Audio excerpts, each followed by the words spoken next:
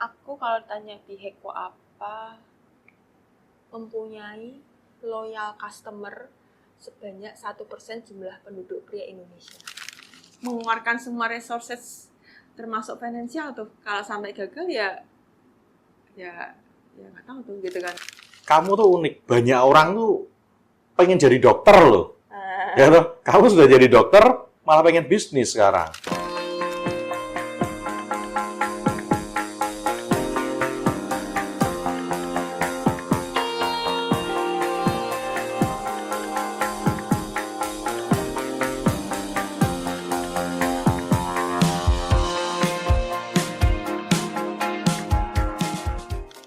Halo Nit, apa kabar? Halo Coach Bintang. Wah, jangan panggil coach dong. Ya, di sini nggak ada coach.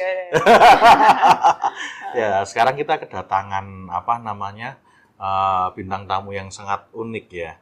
Jadi Nita ini seorang perempuan, tapi dia punya bisnis barbershop, ya kan? Wah, menurut saya ini unik, makanya saya panggil nih di sini, ya kan? Gimana nih ceritanya? Siapa sih yang menginspirasi kamu sampai bisa buka barbershop? Ya. Oke. Pertama thank you ya sudah dipanggil ya. Ini pengalaman yang pertama dan buat saya sangat meaningful gitu kan ya. Okay. Selalu ada yang pertama gitu. Yang menginspirasi bikin barbershop ya. Sebenarnya kan barbershop udah 9 tahun yang lalu. Ya. Terus saya dan suami itu background-nya itu nggak ada di bisnis. Kita sama-sama background-nya adalah kedokteran gitu kan. Wow. Terus kita sama-sama fresh graduate ketika itu, baca buku kuadran Robert Kiyosaki itu loh. Oke. Ya, itu semua sudah pada tahu lah pastilah. Yeah. Nah, kita kan menyadari ya kalau dokter itu kan self-employee ya. Barter uang sama waktu. Yeah. Ya, karena kita berangkat dari situ, memang kita jadi dokter itu privilege. Tapi kita berangkat dari situ, kita perlu menyadari kita perlu investasi lain supaya dapat income tambahan. Makanya itu kan dokter-dokter senior kan rata-rata kan pasti punya kos. Iya, ya kan? Betul. Punya kos. Nah, karena berangkat dari situ, kita mau ada second income. Dan kebetulan di Semarang itu belum ada premium barbershop ketika itu, ya akhirnya memutuskan untuk membuat premium barbershop di Semarang sih. Oh gitu. Awalnya sih ceritanya seperti itu sih. Jadi intinya awalnya cuma sekedar ingin mencari bisnis sampingan yang bisa menghasilkan passive income. Betul. Dan ternyata berhasil ya. Puji Tuhan berkembang. Sekarang sudah ada berapa? Sekarang 5. Di Semarang atau di luar kota ada juga? 4 di Semarang, 1 di Solo, ongoing ke-6 dan ke-7. Keren. Di mana itu 6 dan ke-7-nya? Masih di Semarang. Masih di Semarang ya? Aku sering loh potong di tempatmu. Ya. Di mana itu Seroja ya? Seroja sama yang di Wahidin. Kalau anakku yang di Wahidin tuh lantai 2-nya ada yang anak ya. Suka di situ sih karena kan ada mainannya juga ya kayaknya ya. Dia naik naik mobil-mobilan terus dipotong. Anakku suka potong di situ juga. Thank you. Itu. Oh, kalau sekarang kamu masih aktif sebagai dokter? Sekarang sudah enggak, semenjak COVID. Enggak ya? Semenjak COVID sudah enggak. Oh. Kalau suami? Suami masih. Masih? Ya. Dokter apa? Suami internis. Internis? Ya, internis. Wah, keren. Sekalian promosi nih berarti. Prakteknya di mana? Itu Logorjo. Ya. Oh, oke. Terus kenapa sih kamu pilih nama barbertologi? Oke. Ya, kalau saya lihat namanya itu apa ya? Yang membuat saya potong di situ tuh juga karena namanya gitu loh. Sampai membuat orang-orang termasuk saya tuh, coba potong di sini seperti itu. Nah, kenapa sih kamu bisa buat nama barbertologi? Kalau kita breakdown namanya kan barbertologi, barber dan tologi. Barber itu definisinya itu kegiatan potong-memotong atau orang yang motongnya itu memang disebut barber gitu. Tologi itu kan ilmu ya. Jadi mungkin kita dengan background medis, terus merasa bahwa kita mendefinisikannya itu sebagai sesuatu yang expert di bidang barber, dan menurut saya itu kombinasi barbertologi itu sesuatu yang menarik gitu. Ya.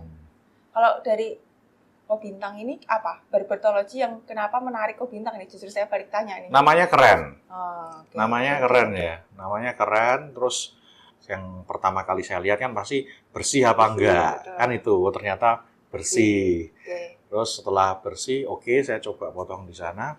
Waktu itu kalau nggak salah waktu pertama kali saya coba itu lagi ada promo bayar pakai GoPay kayaknya. Dapat diskon berapa saya lupa. Tapi ada promo diskon. Nggak nyampe 50.000 kayaknya dulu ya. Iya betul. Ya betul ya. Kalau sekarang berapa? Sekarang signature haircut kita 60. 60 ya. 60.000 ya. Kamu tuh unik. Banyak orang tuh pengen jadi dokter loh.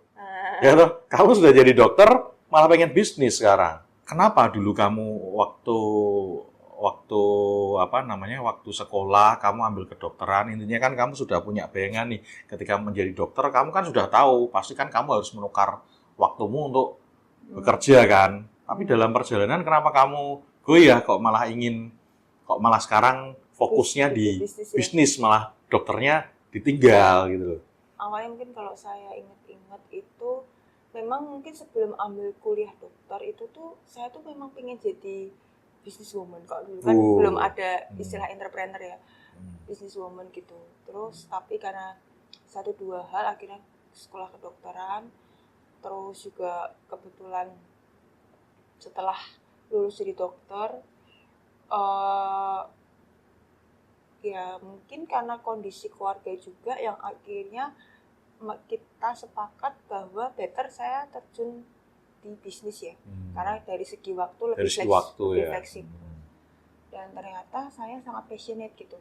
Berarti lebih ke waktu ya, waktu untuk keluarga juga bisa ya. Terus yang membedakan barbertologimu ini dengan barber yang lain itu apa? Karena beberapa teman saya itu banyak yang buka loh. Ya, termasuk beberapa nasabah saya itu juga buka, ya? Saat ini buka ada gitu loh. Seperti itu. Cuman saya ngelihat ya nggak bisa seramai tempatmu sih. Tempatnya juga bersih, ya kan? Tempatnya juga cukup strategis juga. Menurutmu apa ini? Yang dibangun tuh pertama branding. Brandingnya. Ya. Terus yang kedua, business owner itu harus attach dengan brandnya. Yang ketiga, punya brand promise yang kuat. Saya tuh selalu bilang sama, kalau karyawan saya kita sebutnya tuh barbertologist. Kalau customer kita sebut barbertologian gitu. Jadi saya selalu bilang kita harus bisa menjual sesuatu yang berbeda dibanding dengan barbershop lain. Kalau ngapain juga barbertologian customer mau balik ke tempat kita gitu. Bedanya apa? Nah, kita ada 3. Satu, professional quality. Ya. Professional quality itu saya sangat concern sama yang namanya professional quality. Saya punya akademi, saya punya internal training, saya punya penilaian rutin, saya punya QA. Jadi saya ingin memastikan bahwa kualitas yang ada di tiap outlet itu terstandar dan sama. Ya. Which is itu kan nggak banyak ya yang orang lakuin seperti itu karena effortnya besar, budgetnya besar gitu. Yang kedua, satu professional quality, yang kedua adalah comfortable experience. Itu kita di company kita singkat 3C. Cold, clean, dan comfortable. Ya, makanya kan clean ya. Betul. Saya cerewet banget ya kalau soal kebersihan. Clean, cold, dingin. Saya memastikan gitu di tengah Semarang yang panas itu potong di tempat yang dingin. Satu comfort, yang terakhir comfortable. Nggak cuma tempatnya yang nyaman, tapi situasinya tuh kondusif, nyaman gitu. Terus brand promise kita yang ketiga adalah timely excellent. Timely excellent, saya selalu bilang, barbertologian yang datang ke tempat kita dari parkir, reservasi di kasir, dilayani oleh barber, hingga bayar dan pulang lagi, itu jangan buang-buang waktu, harus se-efektif mungkin, harus cepat tanggap. Ya. Nggak ada orang tuh yang suka semuanya itu harus serba tas-tas gitu kan, time betul. Gitu. Ya dulu makanya kalau reservasi pun kan terbatas jamnya, karena dengan seiring berjalannya waktu outlet makin banyak, barber makin banyak, sekarang reservasi itu lebih banyak dan jamnya pun nggak terbatas gitu kan. Untuk menghidupi Ben Promise itu 9 to 9, dari 9 pagi sampai 9 malam itu bisa reservasi. Terus juga yang menurut aku yang paling membedakan bahwa jam terbang barber saya itu sudah banyak gitu. Jadi ini customer sendiri ya, barbertologian sendiri yang ceritanya, lah aku hasil sama dipotong di barbershop lain butuh 1 jam, kalau di tempatku cuma butuh misalnya 30 menit gitu. Ya why not gitu, dengan harga yang lebih affordable, kenapa harus lama gitu. Jadi itu Brand Promise itu saya sangat tekankan sih, untuk ke barbertologis untuk bisa memberikan itu ke barbertologian. I see. Nah, yang menarik kan yang saya lihat ini ya, kamu ini kan seorang cewek ya, seorang perempuan, terus memulai bisnis barbershop. Kamu ikut belajar juga? Kamu hanya tahu secara bisnis, apa kamu juga punya skill, punya pengetahuan juga soal barbershop? Okay. Kamu belajar atau kamu hanya menjalankan bisnisnya hire profesional? Gimana? Awalnya saya adalah yang membantu saya untuk menilai. Tapi dengan seiring berjalannya waktu, saya kursus. Wow. Saya punya sertifikasi, saya bisa potong, saya sangat tahu. Tiap kali ada seminar gitu, saya juga ikut. Dengan tim tentu saja. Jadi saya nggak ketinggalan gitu. Berarti potong sama kamu bisa dong? Bisa. Mau ditato, apa nih? KSPM. KSP SMT, tato juga bisa. Seluruh karyawannya ya harus punya hair tato, KSP bisa tuh. Bisa ya? Bisa dong. Wah, keren. Kalau menurut saya 1:10 ya, kalau barbershop yang punya akademi. Ya mungkin itu pembedanya juga ya, karena beberapa, ya termasuk teman-temanku yang lain sih, kalau buka barbershop tuh justru kebanyakan juga ada beberapa yang karyawannya ini bukan karyawan tetap ya, seperti itu. Kita punya akademi, terus sekarang kita membuka untuk orang yang belum ada background sama sekali, kita bisa atau mungkin punya basic untuk mau advance itu juga ada gitu. Ya kita sekarang sudah berkembang sampai seperti itu sih. Seperti itu. Jadi intinya kamu buka lowongan nih, siapa yang mau jadi itu. Terus kamu ini ya, kamu training, terus kamu salurkan ke barbershop kamu, seperti itu. Betul. Tantangan yang paling sulit apa kalau menurut kamu dalam bisnis barbershop ini? Menurut aku tantangannya itu di tiap fase perjalanan bisnis itu ada tantangannya, kesulitan masing-masing gitu. Kalau aku di awal bisnis yang paling susah adalah kan itu masih fresh graduate, nggak ada pengalaman sama sekali. Jadi ya masih cukup banget lah, masih bocah banget gitu kan. Terus bahkan nggak di-respect sama karyawan, nggak di-respect sama inner circle-ku sendiri gitu kan. Itu tantangan menurut aku awal-awal kan seperti itu. Tapi seiring dengan berjalannya waktu tuh berubah kan. Dari fase bisnisnya berkembang, tantangannya berkembang. Kalau sekarang ditanya tantangan terberatnya, kalau menurut aku sendiri. Jadi bottleneck company-ku tuh aku sendiri.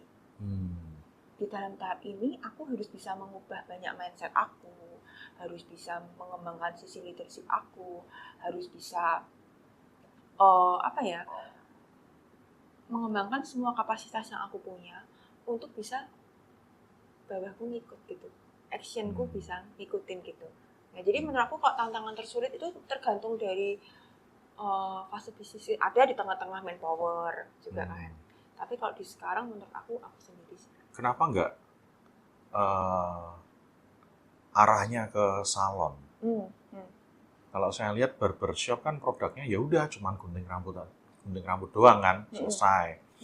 Terus dari sisi price kan juga nggak terlalu tinggi kan ya. Nah kalau salon kan saya lihat ada banyak treatment ya di sana, ada cat rambut, terus ada creambath, terus perawatan manicure, pedicure dan lain-lain yang mungkin bisa ngambil profitnya itu lebih gede. Nah, kenapa kok kamu nggak ke arah ke sana, justru memilih yang barber? Ya kalau balik lagi itu kan awal mulanya kan bikin barber ya. Karena memang ketika awal memulai, resources yang dipunya hanya itu. Oke. Nggak ingin ke sana. No choice. Tapi nggak pengen ke sana. Nggak tertarik ya. Kenapa? Keep fokus. Fokus ya. Ya, keep fokus di satu industri sih. Di satu industri. Ya. Kira-kira kamu pencapaianmu ini pengen sampai berapa cabang? Goalsmu apa ini? Kalau kita kan jadinya BHAG ya. BHAG ya. Saya paling takut kalau ngomongin BHAG karena kalau saya ngomongin BHAG yang terlalu tinggi itu kan kalau nggak achieve tuh nyesek kan maksudnya gitu kan ya. Tapi kan diajarin ya kalau sebuah company itu harus punya BHAG kan. Bung Karno itu pernah ngomong loh. Bermimpilah sampai setinggi langit, setinggi-tingginya. Karena kalau kamu nanti jatuhnya itu masih di bintang-bintang. Ya kan? Betul banget. Ada jaringnya ya. Iya. Ada jaringnya aman ya. Aku kalau tanya BHAG apa, mempunyai loyal customer sebanyak 1% jumlah penduduk pria Indonesia. Ya. Dalam waktu sekitar 25 tahun ke depan. Ya. Emang nggak mau harus bikin BHAG kira-kira yaudah kita yuk tim sama-sama kita mewujudkan BHAG tersebut. Oke, berarti sudah bisa dibayangkan ya, intinya tidak hanya di Semarang kan, dan tidak hanya di Jawa Tengah, ya sampai di Jawa Timur, Jawa Barat, ya, dan mungkin bisa terjadi juga loh, kamu sudah punya akademi, ya kan? Kamu tadi kan bilang kunci suksesmu di Barbertology ini adalah membangun brand. Nah, yang sudah kamu lakukan tuh apa dalam membangun brand ini? Aku sebenarnya tuh nggak expert dan nggak pinter soal brand. Kalau kamu tanya ke aku, Nit, gimana sih bangun brand? Aku nggak akan bisa nyebutin rumus atau step 1, step 2, step 3 itu aku nggak masih jauh dan masih sangat perlu banyak belajar gitu kan. Cuma yang aku bisa sharingkan di sini itu bahwa kalau business owner itu attach dengan brand itu, ya kan, otomatis kan bonding antara business owner dengan brand itu kan kuat. Gitu.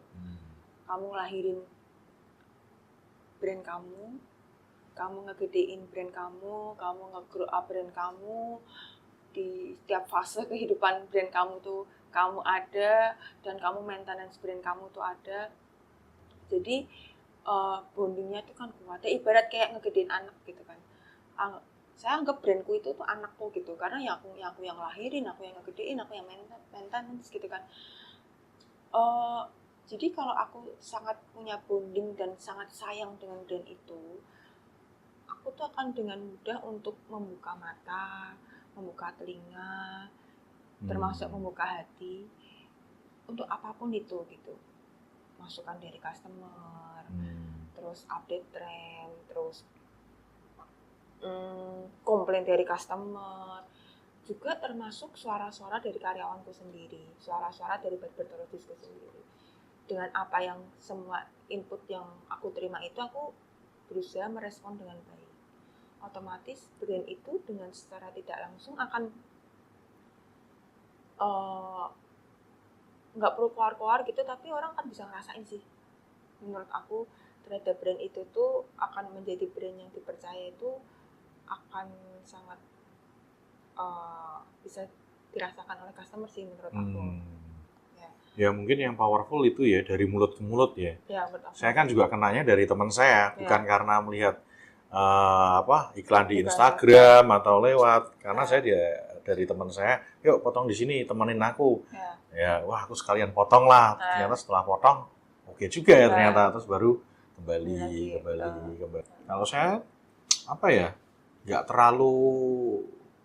terlalu ribet ya, maksudnya nggak spesifik harus potong di sini. Ya saya termasuk kadang coba-coba tempat lain seperti itu. Saat ini karyawanmu total berapa? Sekitar 70. 70 ya? Sekitar 70. Itu aku juga baru menyadari, kira tuh masih 50 something. Terus tiba-tiba kita mau meeting besar, mau pesan makanan, terus anak accounting bilang, Bu kita pesan 70. Hah?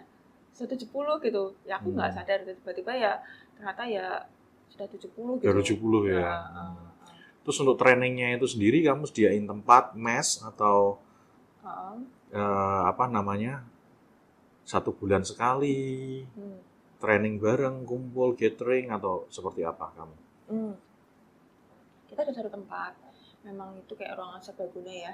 Jadi itu ada tempat untuk training, ada juga untuk meeting bersama gitu. Kalau training itu memang sesuai kebutuhan kita kapan open akademinya itu. Tapi kalau training internal sendiri itu ada jadwalnya, ada jadwal berdasarkan penilaian gitu. Terus kalau meeting rhythm itu ya ada sendiri sih, maksudnya berbagai, ada yang weekly, monthly, quarter gitu. Same lah kayak perusahaan-perusahaan yang ngelakuin ada meeting rhythmnya gitu ada sih. Gitu. Oke. Kalau kamu sendiri langsung membawai karyawanmu yang motong atau kamu punya manajer, punya supervisor? Struktur organisasinya gimana kalau di tempatmu? Saya ada manajer, ada supervisor, baru yang motong. Oke. Di setiap cabang ada kepala barbernya ya? Ada kepala barbernya. Oke.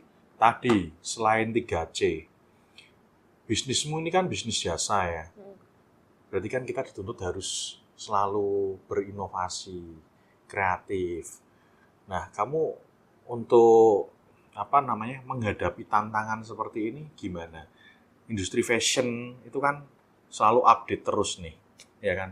Selalu update terus, selalu ganti terus. Nah, supaya kamu update terus, yang kamu lakukan apa? Saya kebetulan punya divisi, kalau di FNP kan ada R&D ya sekarang saya sudah ada tim itu sih.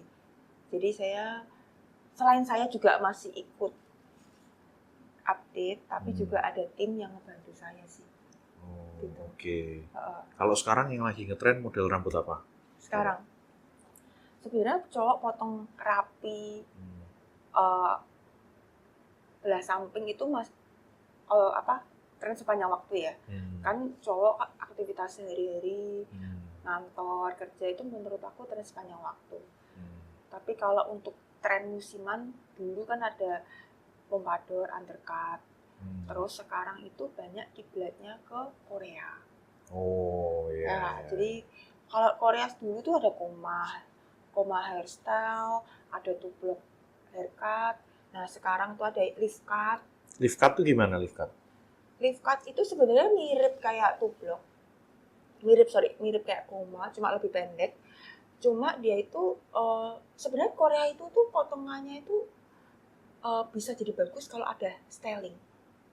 Ya, harus di hairspray, di hair dryer, dikasih gitu. Kalau enggak lu potong panjang, enggak di styling tuh ya gondrong aja gitu. Iya bener itu. Gondrong aja gitu. Nah itu masalah yang sering kita hadapi, ya termasuk saya lah. Jadi kalau ketika kita potong di salon, di barber, oke, di styling, wah bagus. Tapi ketika besok-besoknya kita di rumah mau styling sendiri, nggak bisa sebagus waktu kita di barber atau di salon gitu loh. Karena kan kita di stylingkan kan, begitu di rumah, aduh kita styling sendiri, nggak bisa mirip sama yang kemarin di salon gitu loh. Aku sering itu seperti itu. Tapi kalau potongannya ke bintang, relatif gampang lah styling, cuma pakai gel atau pomade atau ginian. Kemarin aku sempet dipotong model Korea itu, pakai poni itu kontrol. Wah ya oke, ketika di styling oke sih, banget. Keren. Video keren. Tapi ketika besok-besoknya udah di rumah, kita styling sendiri susah gitu loh. Kok nggak bisa sama yang kemarin, nggak bisa sebagus kemarin, gitu loh. Makanya aku juga nggak suka yang ribet-ribet. Aku pengennya potong pendek ya udah gini doang selesai. Daripada menghabiskan waktu di depan kaca harus styling gitu. Memang benar sih. Memang Korea ini lagi naik daun, tapi aku pikir nggak tahu ya. Kalau sekarang, menurut aku Korea itu bukan not for every man sih, karena nggak semua cowok itu suka styling dan membutuhkan styling sebagus itu untuk daily. Not for every man. Tapi kalau tanya tren, ya itu lagi tren. Arahnya kan ke sana gitu kan ya. Ya tapi balik lagi sih selera ya dan sesuai kebutuhan sih. Sampai ke ini nggak apa namanya? Shaving. Shaving. Ada ya. Ini bisa dibentuk juga ya? Ya bisa. Bisa dibentuk juga ya. Ini punya termasuk cepat setiap 2 hari pasti tumbuh setiap 2 hari tumbuh. Emang. Tapi saya lagi ngetren kan tumbuhin. Jenggot, tumbuhin kumis. Tapi kan juga ini apa perawatannya itu loh. Sebenarnya kan kita males, kayak aku setiap 2 hari harus di shaving. Seperti itu ya, sama ya cowok sama cewek. Malah lebih effort yang cewek ya. Ada pengalaman nggak saat yang membuat kamu kecewa atau sedih atau gagal? Aku tuh ada pernah di fase itu di zona nyaman. Di fase, aku pikir saat itu tuh ya kita tuh ya udahlah kita hidup, belajarlah berkata cukup gitu kali ya. Dengan berkata cukup, siapa tahu kita lebih banyak bersyukur lah ininya gitu. Tapi berada di zona nyaman itu pun juga nggak membuat happy gitu. Ya. Jadi justru menurut aku pembelajaranku terbesar itu ya manusia itu hidup sampai mati pun itu akan terus belajar dan bertumbuh. Ya. Jadi ya jangan sampai stuck lagi gitu. Nah, itu menurut aku pembelajaran yang sangat berharga. Toh kamu nggak ngapa-ngapain tetap ada masalah, kamu berkembang pun ada masalah, kan mau pilih yang mana? Ya. Menurut aku pembelajaran paling aku besar itu growth mindset itu powerful sih. Bisnismu ini menurutku tidak terpengaruh sama kondisi ekonomi, bener nggak sih? Kalau mungkin kamu bermain tadi yang saya bilang salon itu kan apa namanya kebutuhan tersier ya. Tapi kalau di tempatmu kan orang kan pasti basic kan butuh potong rambut. Jadi mau perekonomian dunia seperti apa, ekonomi makro seperti apa, ya kan? Kayaknya kan juga nggak ngaruh kali ya. Kecuali kemarin COVID. COVID pun kemarin ya rame juga kan kayaknya. Aku dulu waktu COVID juga potong di sana kok. Iya, protokolnya juga oke. Ya kan? Bener nggak? Kira-kira yang membuat bisnismu turun tuh apa? Kalau menurutku enggak ya. Malah semakin grow. Kalau kamu selalu inovasi, kreatif, mempertahankan standarmu yang tadi 3C, ada akademinya juga.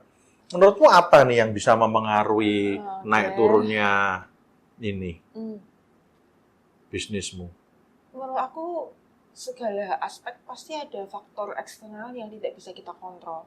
Menurut aku tetap akan ada hal yang mempengaruhi itu pasti.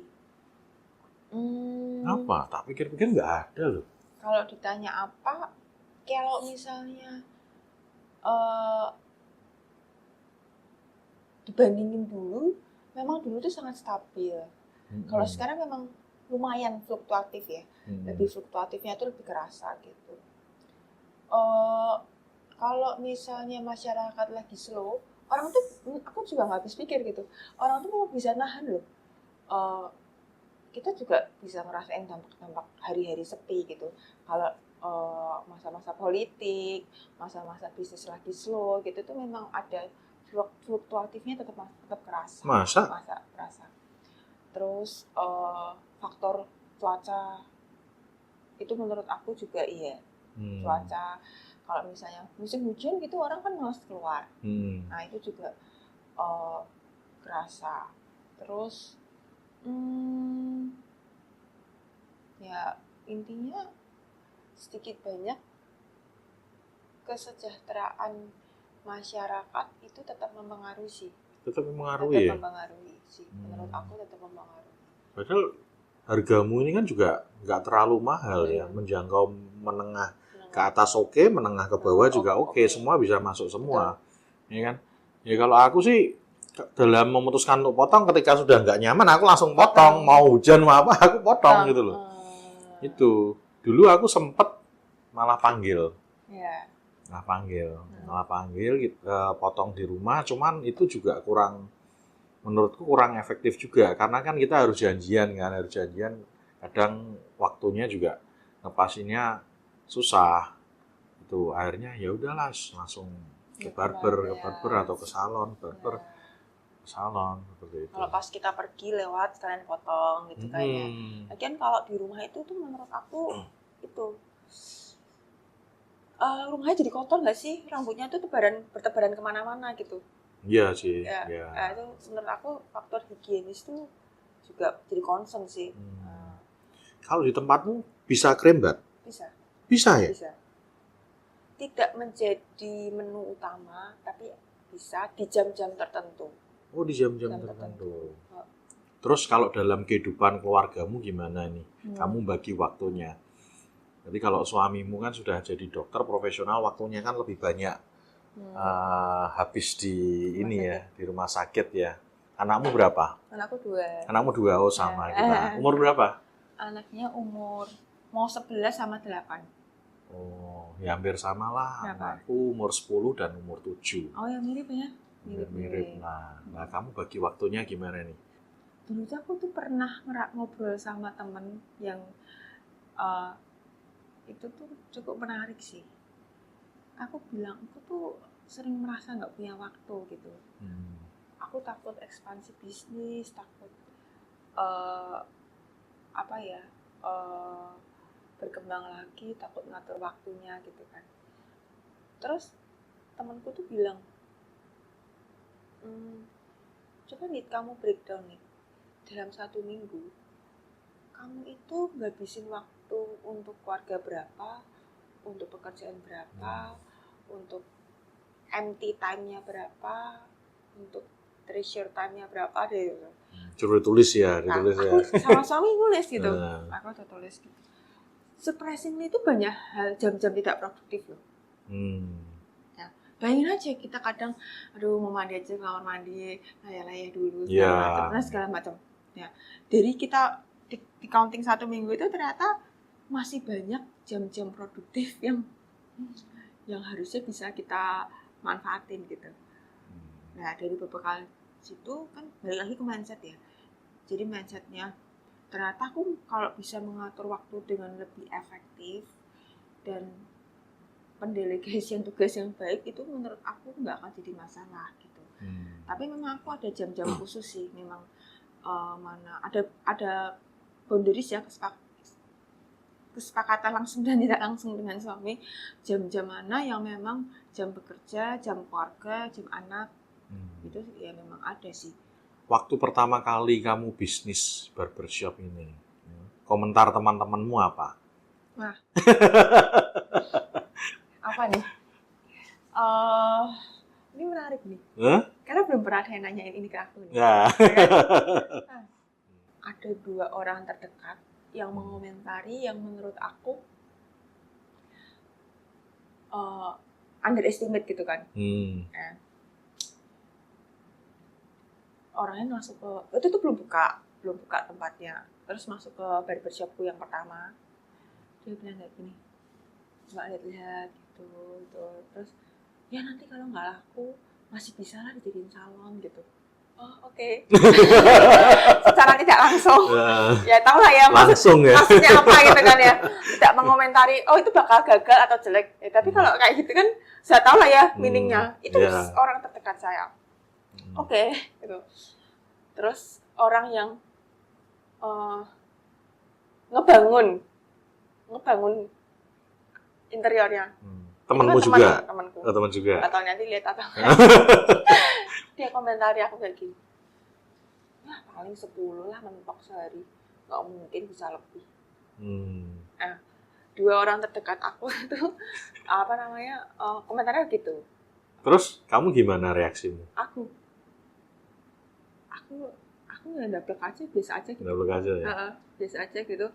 Terus kita kan namanya orang ada plan B ya. Ya udahlah, kalau sampai amit-amit nggak laku, udahlah ini barang masih jadi jual second. Aku punya interior yang bagus, ya udahlah bisa buat main anak kan. Pikir dulu kayak gitu.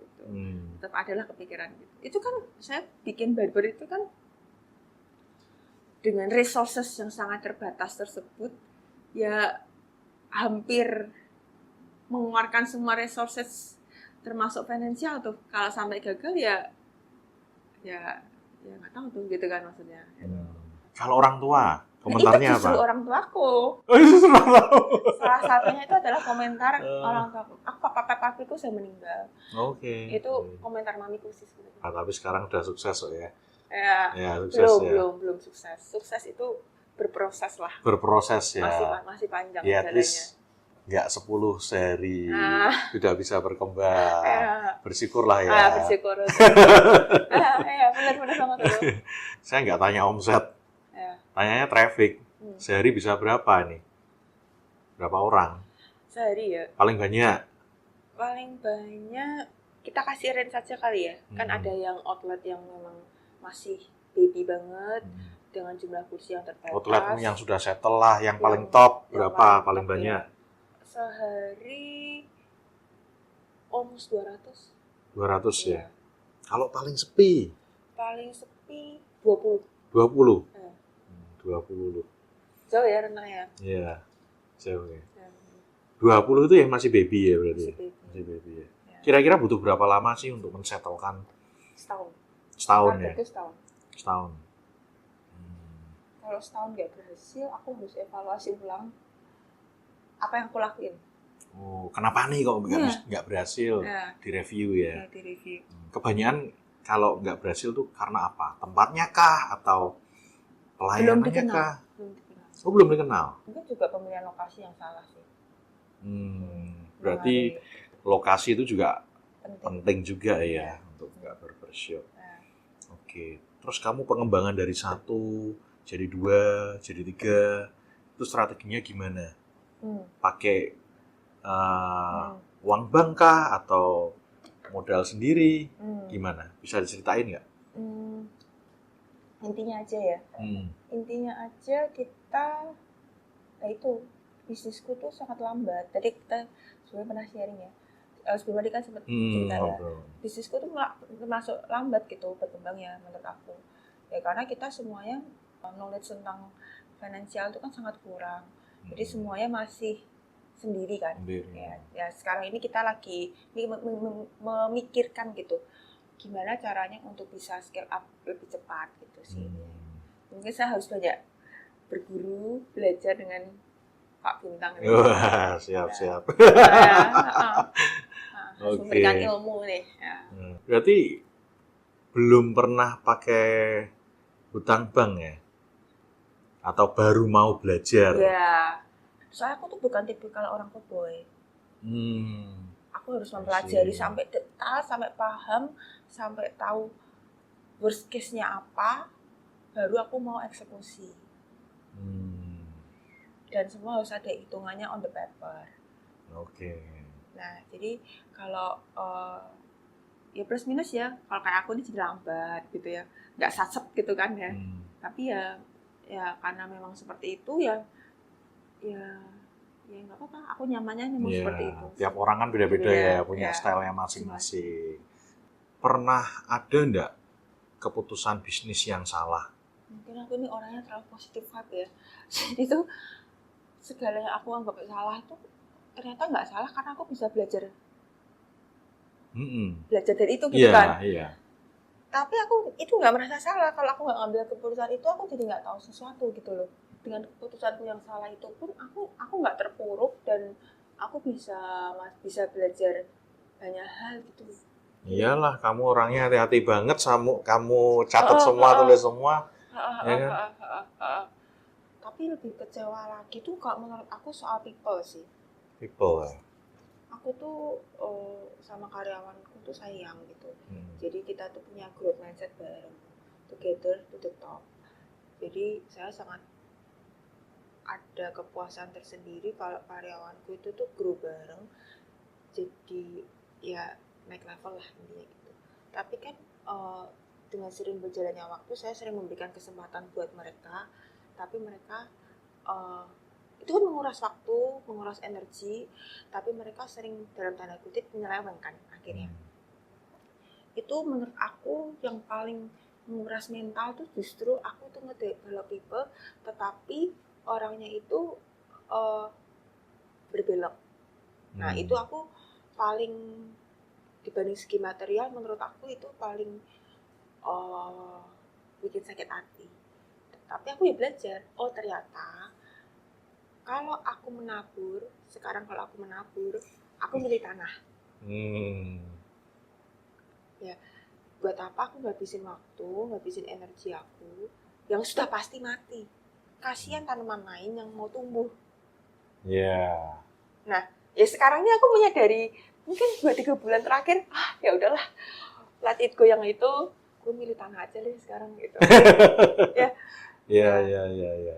Kamu bisa kasih tips nggak buat teman-teman yang punya barbershop tapi masih belum stabil, belum rame, atau ada beberapa teman-teman kita yang masih fresh graduate, ya kan, yang pengen buka barbershop, ya kan, kira-kira apa yang harus dilakukan? Aku selalu bilang sama karyawanku, termasuk karyawan yang baru masuk, aku bilang kayak gini, barbershop itu industri minoritas. Gak semua orang itu tertarik.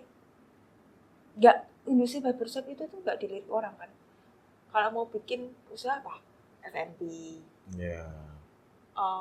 jualan online apa segala macam, baju lah dan segala macam. Tapi kalau kamu lakukan itu dengan sungguh-sungguh dan secara profesional, itu akan bisa menjadi something. Jadi pembelajarannya itu bukan industrinya barbershop aja. Jadi segala industri atau hal kecil apapun yang kamu lakukan, yang tidak dipandang orang pun, asal kamu tuh ngelakuinnya dengan sungguh-sungguh, dengan kreatif, dengan ulet, dan dengan profesional, itu akan menjadi sesuatu yang bisa akan menjadi something juga gitu loh menurut aku. Jadi segala sesuatu ya, jika dikerjakan dengan fokus dan konsisten itu pasti akan membuahkan hasil. Ya, selain itu juga pengusaha itu harus punya rasa sabar. Kadang kita memulai bisnis kan pengennya 1 bulan, 2 bulan, 6 bulan langsung ada hasil. Padahal semua itu kan perlu proses, ya kan? Sekarang kamu sudah berapa cabang? Sorry tadi? Ini 5. 5. Butuh berapa lama untuk menjadi 5 ini? 9 tahun. Nah, untuk menjadi 5 cabang aja butuh 9 tahun. Saya 12 ya ini. 12 atau 15 lah, saya sendiri juga lupa cabangnya berapa. Saya butuh 8 tahun loh. Butuh 8 tahun. Seperti itu. Tapi pada saat saya memulai bisnis ini, dalam benak saya itu juga, wah ini profit. Tapi ketika, kita memutuskan untuk menjadi gede, ya kan, kalau dari pengalaman saya ketika memulai bisnis kecil, kita mengelola kecil itu gampang. Ya, rasio profitnya gede. Ya kan, karena karyawan kan masih sedikit, ya kan, jadi operasionalnya masih kecil. Tapi begitu kita scaling up gede, wah masalahnya ini sangat kompleks sekali, ya kan? Ya memang revenue-nya tambah banyak, tapi masalahnya juga semakin banyak. Betul. Ya kan? Dan itu juga butuh proses juga. Ya kan? Butuh proses, butuh waktu, butuh kesabaran. Jadi segala sesuatu itu nggak instan. Setuju ya? Setuju banget. Setuju banget ya. Ya, makanya kata-kata trust the process itu meaningful ya? Iya, meaningful. Meaningful banget. Trust the process itu sesuatu. Oke, trust the process. Trust the process. Oke. Thank you ya Nit ya. Ya, thank you. Ya. Ya. Oke.